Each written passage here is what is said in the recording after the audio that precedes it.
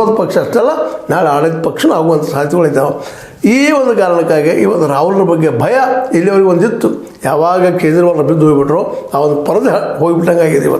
ಇವತ್ತು ಏನಿದ್ರು ನೇರ ಯಾಕಂದ್ರೆ ನಮ್ಮ ಕೇಜ್ರಿವಾಲ್ರಿಗೆ ಲೆಫ್ಟು ಇಲ್ಲ, ರೈಟು ಇಲ್ಲ, ಯಾವುದೂ ಇಲ್ಲ. ಅವರು ಅವಕಾಶವಾದಿಗಳು ಅಂತ ಅನ್ಬೋದು.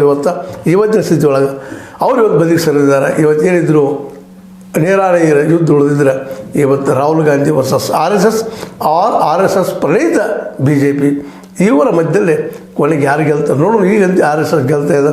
100 ವರ್ಷದ ಈ ಸಂದರ್ಭದಲ್ಲಿ ಇವತ್ತು RSS ಸಂತೋಷ ಪಡುವಂಥ ವಿಷಯ ಏನಪ್ಪ ಅಂದ್ರೆ ಅವರದೇ ವಿಚಾರಧಾರೆ ಪಕ್ಷಗಳು BJP ಆಡಳಿತ ಮಾಡ್ತಾ ಇದೆ ಅನ್ನೋದನ್ನು ಆ ದಿಶೆಯಲ್ಲೇ ಅವರು ಸಹ ಜಾಗೃತಿ ಇರ್ತಾರೆ, ಬುದ್ಧಿವಂತರಿರ್ತಾರೆ. ರಾಹುಲ್ ಗಾಂಧಿ ಅವರು ಈಗಂತೂ ಒಬ್ಬ ಏನೇನೋ ಮಾಡಲಿಕ್ಕೆ ನೋಡಿದರು ನಮ್ಮ ಕೇಜ್ರಿವಾಲ್ರು, ಅದು ಯಶಸ್ವಿ ಆಗಲಿಲ್ಲ. ಮತ್ತು ಮೃದು ಹಿಂದೂವಾದಿ ಹಾಗೆ ಹೀಗೆ ಏನೋ ಮಾಡಿದ ನಾಟಕಗಳ ಕಡೆಗೆ ಸನಾತನಿ ಅಂತ ಕರ್ಕೊಂಡ್ರು, ಅದು ಯಶಸ್ಸನ್ನು ಕೊಡಲಿಲ್ಲ. ಈಗೇನಾದರೂ ಉಳಿದಿದ್ರೆ ನೇರವಾಗಿ RSS ಟೀಕೆ ಮಾಡೋರು ರಾಹುಲ್ ಗಾಂಧಿ ಅವರು, ರಾಹುಲನ್ನು ಸಹಿಸಲಾರದ RSS ಮತ್ತು BJP ಅವರು ಅಥವಾ ಮೋದಿಯವರು. ಈ ಇಬ್ಬರ ನಮ್ಮ ಮಧ್ಯದ ಯುದ್ಧ ಯಾವ ರೂಪನ ಪಡೀತದೋ ನೋಡಬೇಕಾಗ್ಯದ. ಏನೋ ಆಗಲಿ, ಇದು ಹೊಸ ಒಂದು ಮನ್ವಂತರಕ್ಕೆ, ಈ ದೇಶದ ಒಂದು ಹೊಸ ರಾಜಕೀಯಕ್ಕೆ ಒಂದು ದಾರಿ ಆಗ್ಬೋದಾ ಅಂತ ಹೇಳೋದು ಇವತ್ತಿನ ಮುಖ್ಯ ಪ್ರಶ್ನೆ.